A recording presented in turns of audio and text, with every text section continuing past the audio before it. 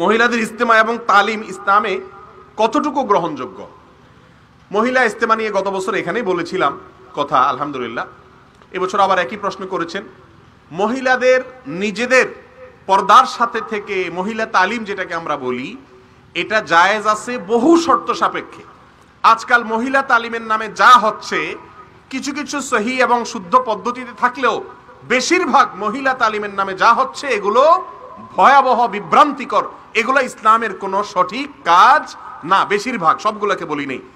যদি কোনো বাসায় আশেপাশের মহিলারা একত্রিত হয়, আম্মাজান আয়েশা রাদিয়াল্লাহু তাআলা আনহার বাসায় অন্য মেয়েরা এসেছেন আশপাশ থেকে, তারা দিন শিখেছেন, এজন্য কোনো এক বাসায় যদি মহিলারা একত্রিত হন, কোরআন হাদিস থেকে যদি একজন অন্যজনকে শিখায়, যদি কোনো মহিলা কোরআন হাদিস জানে, তিনি যদি ওইটা শিখায় এবং পর্দার কোনো বিধান লঙ্ঘন না করে, তাহলে সেই মহিলা তালিম অবশ্যই জায়েজ আছে।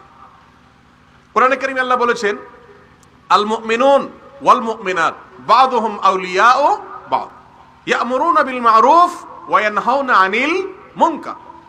মুসলিম নারী এবং পুরুষ, ইমানদার নারী পুরুষ একে অন্যের পরিপূরক, তারা উভয় মিলে সৎ কাজের আদেশ দিবে, অসৎ কাজের বাধা প্রদান করবে। অতএব শুধুমাত্র সৎ কাজের আদেশ পুরুষরা দিবে তা না, মহিলারাও দিবে। কিন্তু তাই বলে পুরুষ মাহফিল শুরু হয়েছে, আজকাল মহিলা মাহফিলও শুরু হয়েছে, মাইক লাগায়া সুন্দর কণ্ঠের তেলাওয়াত। ওর মাহফিলের ওয়াজ শুনে আল্লাহর পথে আসবে না জেনার দিকে যাবে আরো। তাহলে মহিলারা মহিলাদের মধ্যে দাওয়াতি কাজ করবে শর্ত সাপেক্ষে। বাসার বাইরে যেতে হলে অভিভাবকদের পারমিশন নিয়ে যাবে। নিজের নিরাপত্তা, নিজের ব্যক্তিত্ব, এটা তার ভালোর জন্য, তার পার্সোনালিটির জন্য, তার প্রাইভেসির জন্য। ইসলাম তার নিরাপত্তার জন্য এটি করেছে। ইসলামের এই সমস্ত বিধিবিধানকে লঙ্ঘন করার কারণে আজ ঘরে ঘরে অনাচার হচ্ছে কি হচ্ছে না বলেন? অঘটন ঘটার পরে, সর্বনাশ হওয়ার পরে এবারে হায় আফসোস করে। এই জন্য মহিলা তালিম জায়েজ আছে। এক, যিনি তালিম করবেন তিনি নিজে কোরআন হাদিস জানতে হবে, আন্দাজে কথা বলা যাবে না। আমাদের মহিলাদের মধ্যে, পুরুষদের মধ্যে এরকম অনেক, মহিলাদের মধ্যে অনেক সময় বেশি থাকে গ্রামাঞ্চলে, যে হাদিসুন নেসা, হাদিসুল বুখারী, হাদিসুল মুসলিম, হাদিসুল তিরমিজি বা হাদিসুল রাসূল আপনারা জানেন, আরেকটা হলো হাদিসুন নেসা, মহিলাদের হাদিস। কত রকমের মানওয়ার যে হাদিস আছে আল্লাহ মাহবুব জানে। এরকম আন্দাজে কোনো কথা বললে সেই মহিলা তালিম জায়েজ নাই। নাম্বার 2, মাইক লাগায়া দূর দূরান্ত পর্যন্ত ওয়াজ মাহফিল করা জায়েজ নাই। সোশ্যাল মিডিয়াতে, ইউটিউবে, ফেসবুকে এগুলো ছাড়া জায়েজ নাই, ওপেন প্ল্যাটফর্মে।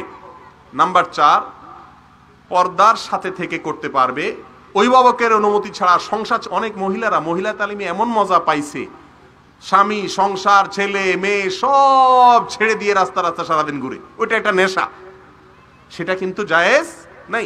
আবার অনেকে আছে বিভিন্ন জেলা জেলা চলে যায়, বলে কি শয়তান এত সুন্দর যুক্তি দিছে, বলে যে আমার অসুখ হলে স্বামী যদি ডাক্তারের কাছে না নেয় আমার কি যাওয়া লাগবে না? তাহলে আমার ইমানের রোগ হয়েছে, এখন স্বামী না নিলে কি হয়েছে, আমি এই নাটোর জেলা ছেড়ে আমি বরিশাল জেলা চলে যাবো দিন শিখতে। এটা হলো নেক্সট সুরাতে ধোঁকা।